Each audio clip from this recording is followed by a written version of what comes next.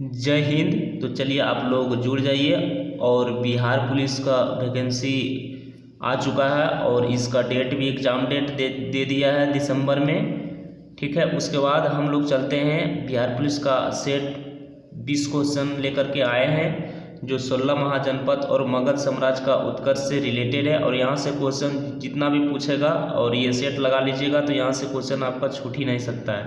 और ये खास करके एसएससी, रेलवे, सीपीओ, उसके बाद अदर कॉम्पिटिटिव एग्ज़ाम एएसआई, जितने भी लोग देख रहे हैं जिसमें जीके जीएस, आप जीएस की तैयारी कर रहे हैं, सभी से रिलेटेड यहाँ तैयारी और कॉन्सेप्ट और डिस्कशन किया जाता है। चलिए हम क्वेश्चन की ओर चलते हैं बिना टाइम गंवाए। क्वेश्चन 1 नंबर आप देख लीजिएगा क्या कह रहा है।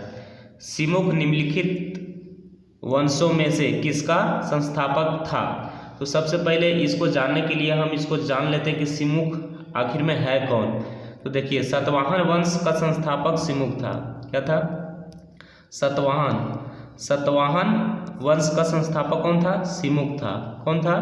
सिमुख। और सिमुख जो है सातवाहन वंश का शासन क्षेत्र मुख्यतः कहाँ कहाँ हुआ था? तो कहाँ कहाँ हुआ था? तो पहला हुआ था महाराष्ट्र में, दूसरा हुआ था आंध्र प्रदेश में और तीसरा हुआ था कर्नाटक में। कहाँ हुआ था? कर्नाटक में। इन्हें भी आप लोग याद रखिएगा। देखिए पुराणों में इन्हें क्या कहा गया? पुराण में इन्हें कहा गया आंध्र वृत्तय। क्या कहा था? आंध्र वृत्तय कहा गया इसको। देखिए सातवाहन वंश के प्रमुख शासक कौन थे? तो सातवाहन वंश के प्रमुख शासन की अगर बात करते हैं तो सतकर्णी प्रथम थे। कौन थे? सतकर्णी प्रथम थे। सतकर्णी प्रथम थे। हम आगे चलते हैं। यह सातवाहन वंश का प्रथम शासक था। कौन था? प्रथम शासक था। और इसकी बात करें तो इसमें हम देखते हैं तो एक था गौतमी पुत्र। क्या था? गौतमी पुत्र। तो गौतमी पुत्र की बात करें तो गौतमी पुत्र कौन था? सतकर्णी था। गौतमी पुत्र सतकर्णी। इसका कार्यकाल 106 से 130 था। कितना था? 106 से 130 ईस्वी। तो इन्हें भी आप लोग याद रखिएगा। तो इसका आंसर हो जाएगा बी नंबर। कौन हो जाएगा? B number. आगे हम लोग चलते हैं नेक्स्ट में। नेक्स्ट देखिए क्या कह रहा है। वह शासक जिसने कुषाण सत्ता का केंद्र पेशावर से हटाकर मथुरा बना दिया गया। जितने भी क्वेश्चन है दोस्तों देखिए सब वीवीआई क्वेश्चन है। ऐसा नहीं है हम कहीं से क्वेश्चन उठा लेते हैं। आप अगर सेट प्रैक्टिस करते होंगे तो आपको अच्छे से समझ में आता होगा। तो चलिए हम 2 नंबर का आंसर देते हैं। तो 2 नंबर का आंसर क्या हो जाएगा? बी नंबर हो जाएगा। वह विश्व हो जाएगा। इसका देखिए ये जो है मथुरा लेख में उल्लेख है। इसका जो है मथुरा लेख में उल्लेख है। क्या है? मथुरा लेख में उल्लेख है इसका। ठीक है, तो इन्हें भी आप लोग याद रखिएगा। हम चलते हैं आगे नेक्स्ट में। तीसरा नंबर क्या कह रहा है? देखिए प्रसिद्ध बौद्ध विद्वान अश्वघोष किसके समकालीन में था? किसके समकालीन में था? तो इन्हें आप लोग याद रखिएगा किसके समकालीन में था। तो इसका आंसर हो जाएगा क्या? इसका आंसर हो जाएगा कनिष्ठ। ए नंबर हो जाएगा कनिष्ठ। देखिए चौथी बौद्ध संगीत क्या है? चौथी, ध्यान दीजिएगा दोस्तों। चौथी बौद्ध संगीत का अध्यक्ष था। कौन था? चौथी बौद्ध संगीत का अध्यक्ष था। कौन? कनिष्ठ। अध्यक्ष था कनिष्ठ। और देखिए वह ये जो है एक पुस्तक रची थी जिसका नाम था बहु चरित्र। क्या था? बौद्ध चरित्र एक पुस्तक था। और उसके बाद ये जो है उसके बाद अश्वघोष की तुलना, इसका जो है अश्वघोष की तुलना मिल्टन, कांट, गेटे, वॉल्टेयर जैसे विद्वानों से की गई थी। तो समझ लिए आंसर इसका हो जाएगा ए नंबर। हम चलते हैं आगे 3 नंबर की ओर। तो 3 नंबर की ओर चलते हैं। तो देखिए 3 नंबर फिर सेम वही क्वेश्चन है। अश्वघोष समकालीन कनिष्ठ हो जाएगा। आगे चलते हैं। चौथा नंबर के चित्रों में क्या कह रहा है? चित्रों में पतलून जैसी पेशावक पहने हुए दिखाया जाने वाला प्रथम भारतीय शासक कौन था? पेशावर जैसे पहनने वाला, जैसे कि हम इसमें बात करते हैं तो इसका आंसर हो जाएगा क्या? इसका आंसर हो जाएगा कनिष्क। क्या हो जाएगा इसका आंसर? कनिष्क हो जाएगा। देखिए मथुरा में एक कनिष्क की, देखिए मथुरा में जो है, ध्यान से देखिएगा दोस्तों, मथुरा से एक कनिष्क की बिन सिर की मूर्ति, यानी मथुरा में जो है एक मूर्ति प्राप्त हुआ बिना सिर का प्राप्त हुआ। उसमें जो है पोशाक पहने हुए दिखाई दिया था। क्या पोशाक पहने हुए दिखाई दिया था? बड़े जूता पहने हुए दिखाई दिया था। तो इसका आंसर हो जाएगा बी नंबर। आगे हम लोग चलते हैं 5वां नंबर क्या कह रहा है उसको ध्यान से समझिएगा। वो राजवंश जिसका 3री सदी के दौरान मध्य भारत पर नियंत्रण रहा। 3री सदी के दौरान मध्य भारत पर नियंत्रण कौन रहा? सातवाहन रहा। 1 नंबर हो जाएगा सातवाहन। सातवाहन के कार्यकाल की बात करें तो सातवाहन जो है 30 ईसा पूर्व से 250, कितना 250 एडी आप लोग समझते हैं। एडी का मतलब होता है ईस्वी। क्या होता है? ईस्वी। और सातवाहन वंश का शासक आपको संस्थापक बता दिया थी, सिमुक था। कौन था? सातवाहन सिमुक था।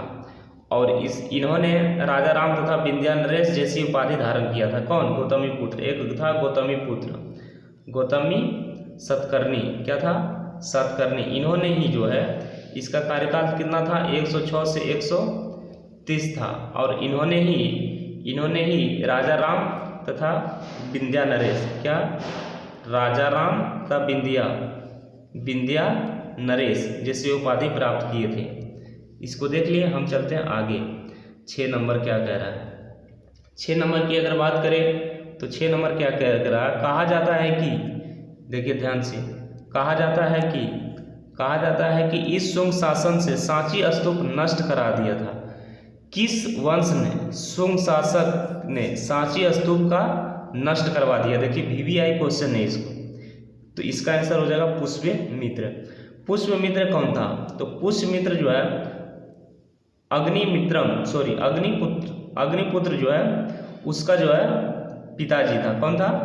पिताजी था। इसको आप देख लीजिएगा। पुष्यमित्र जो है ब्राह्मण, क्या था? ब्राह्मण जैसे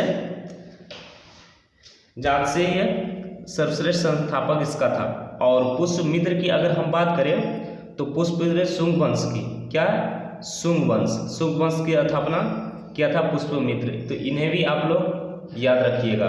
अब चलते हैं नेक्स्ट 7 नंबर है मौर्यों के पश्चात किस वंश के शासकों का शासन मध्य प्रदेश पर नहीं रहा था?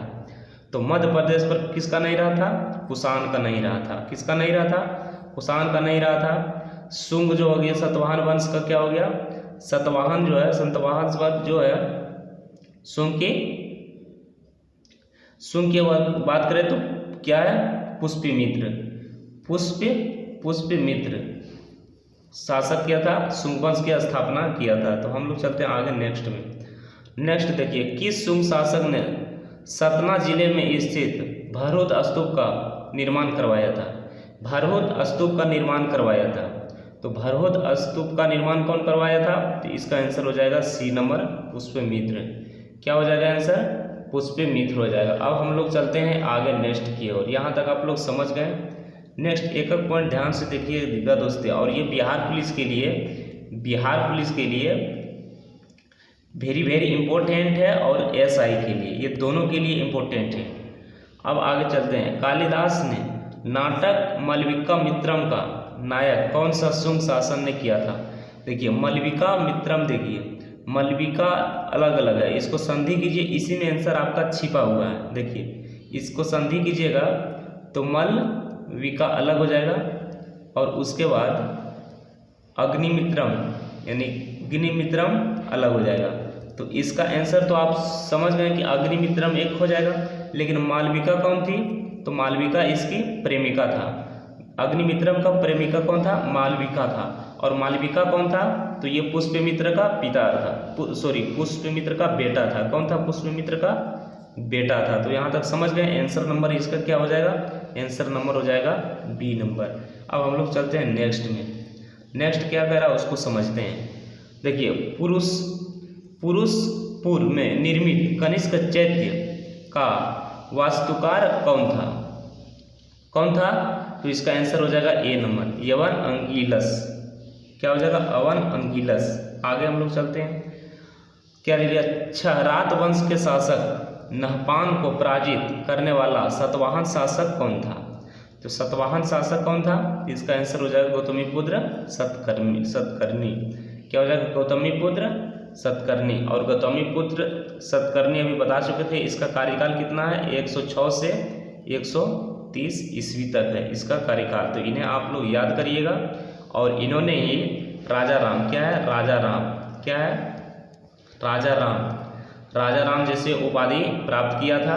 और इन्होंने बौद्ध संघ का अजकालिय तथा कार्ले से भिक्षु संघ को करजाक नामक ग्राम दान दिए थे। कौन दिए थे, ग्राम, ये क्या किया था, दान दे दिए थे। तो यहाँ तक आप समझ गए। देखिए इसका संघर्ष नहपान के संग बेसुगंगा नदी के तट पर हुआ था, जिसे गौतमीपुत्र सतकर्णी विजय रहे। कौन रहे थे, गौतमीपुत्र सतकर्णी विजय हुए। इसका आंसर समझ गए। आगे चलते हैं नेक्स्ट में। नेक्स्ट देखिए क्या कह रहा, वह सतवाहन शासक जिसके सिक्कों पर मछली, शंख व जलपोत का उत्कीर्ण हुआ। इन्हें ध्यान दीजिएगा दोस्तों, यहाँ क्या कह रहा है, ये VVI क्वेश्चन है, ये बार बार पूछे जाते हैं क्वेश्चन, क्या बार बार ये क्वेश्चन पूछे जाते हैं। तो इसका आंसर हो जाएगा क्या, C नंबर, यज्ञश्री सतकर्णी हो जाएगा, C नंबर। हम लोग आगे चलते हैं। गौतमीपुत्र भी बता चुके हैं हम आपको, सतकर्णी प्रथम ये भी आपको बता चुके हैं। सतकर्णी प्रथम दक्षिण पक्षपाती तथा अप्रति चक्रक की उपाधि धारण किया था। किसका, अप्रतिहत चक्र उपाधि का धारण किया था। और सतकर्णी ने दक्षिणी, कहाँ था, दक्षिणी पक्षपति तथा अप्रतिहातिक चक्र का उदाहरण दिया था। आगे हम लोग चलते हैं नेक्स्ट में। नेक्स्ट क्या कर रहा है, दक्षिणापतेश्वर की उपाधि प्राप्त वह शासक जिसके सिक्कों पर 2 पतवारों वाले जहाज चित्र मिलता है।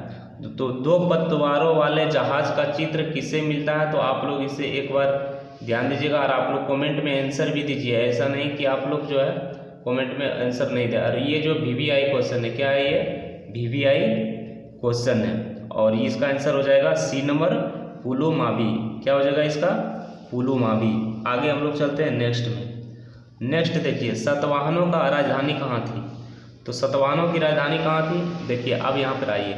इस बार सबसे पहले देखिए सतवाहन का कार्यकाल कितना था, तो 30 ईस्वी पूर्व से 250 AD तक था। और इसका संस्थापन कौन था, सिमुक था। कौन था, सिमुक इसका संस्थापक था।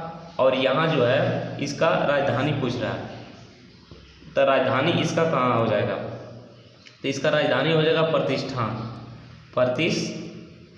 और प्रतिष्ठान को ही हम लोग कहते हैं पैठान। क्या कहते हैं, पैठान। तो इन्हें भी आप लोग याद रखिएगा। इसका आंसर हो जाएगा क्या, प्रतिष्ठान, C नंबर आंसर। हम लोग आगे चलते हैं। और 17 नंबर देखिए, कुषाण शासक का कनिष्क का राजाभिषेक कब हुआ था। तो कुषाण का राजाभिषेक कब हुआ, तो ये बोलेगा 78। कब हुआ था, 78 ईस्वी में। 78 ईस्वी में इसका हुआ, याद रखिएगा इन्हें भी। तो इसका आंसर हो जाएगा B नंबर। क्या हो जाएगा, B नंबर। आगे हम लोग चलते हैं नेक्स्ट में। नेक्स्ट क्या है, किस कुषाण शासक के सिक्कों पर सबसे अधिक संख्या में हिंदू देवी देवताओं का, क्या है, हिंदू देवी देवताओं का अंकन मिलता है। तो इसका हो जाएगा बहुविष्क। क्या हो जाएगा, C नंबर, बहुविष्क। और कनिष्क ये बता चुके हैं। नेक्स्ट हम लोग चलते हैं 17 देखिए, बिना बेगार के किसने सुदर्शन झील, क्या है, सुदर्शन झील जीर्णोद्धार किया था, यानी उत्पन्न किया था, यानी उद्घाटन किया था। तो इसका आंसर हो जाएगा क्या, रुद्रदामन। क्या हो जाएगा, रुद्रदामन। और बिंदुसार की बात करें तो बिंदुसार जो है मगध का शासक किए थे। अशोक भी मगध का शासक किए थे। और उसके बाद चंद्रगुप्त मौर्य भी है, मगध का शासक किया था, जिसको मौर्य काल कहते हैं।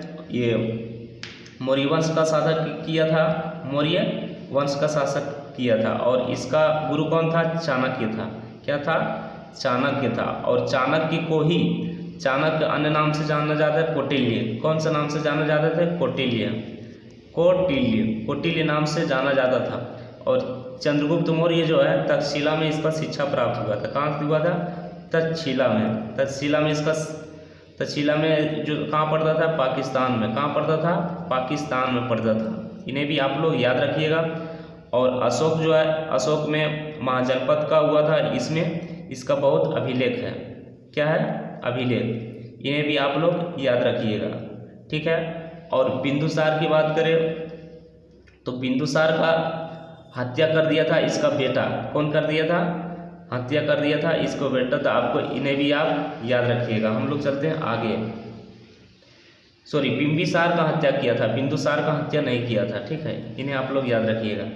आगे हम लोग चलते हैं 18 नंबर। फिर 17 ही नंबर दे दिया गया है क्वेश्चन में। तो बिना बेगौर किसके सुदर्शन झील का जीर्णोद्धार किया था? तो इसका हो जाएगा रुद्र दामन। आगे चलते हैं 18 नंबर। 18 नंबर लास्ट क्वेश्चन है और आप लोग इसे कमेंट में जरूर बता दीजिएगा आंसर। आप हम लोग पढ़ के दिखा देते हैं। मिलिंद पनाहो के अनुसार मिनांडर की राजधानी कहाँ थी? तो मिनांडर की राजधानी कहाँ थी? तो आप लोग इसे जरूर कमेंट में बताइएगा कि कहाँ थी। और फिर आप लोग के साथ मिलते हैं, तब तक के लिए नेक्स्ट वीडियो में। सभी को जय हिंद। अच्छे से मन से पढ़िए।